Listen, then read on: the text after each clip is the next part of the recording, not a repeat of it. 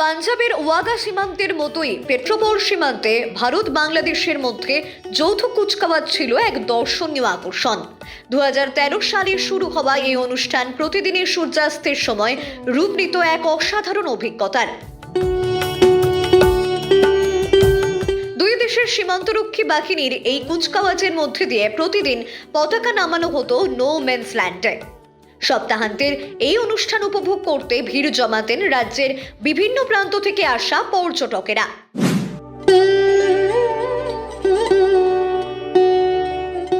কিন্তু আজ আর শোনা যায় না সেই প্যারেডের কুচকাওয়াজের ধ্বনি। সীমান্তে জমে থাকা ভিড়ের বদলে রয়েছে শুধুই নীরবতা। বাংলাদেশের চলমান রাজনৈতিক অস্থিরতা এবং সরকার বিরোধী আন্দোলনের প্রভাবে বন্ধ রয়েছে এই অনুষ্ঠান।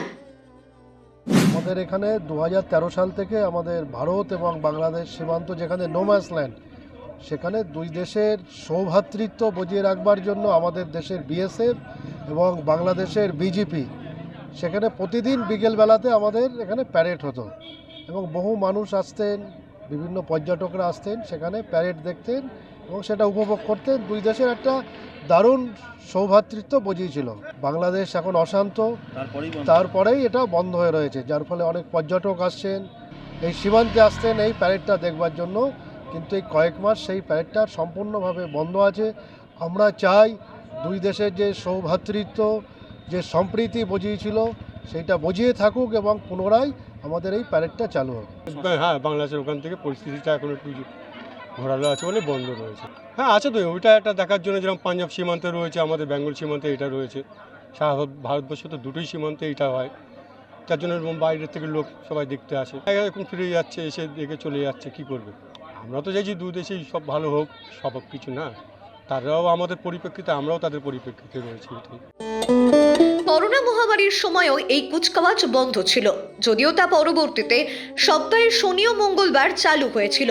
কিন্তু এবার আবারও পুরোপুরি বন্ধ হয়ে গেছে।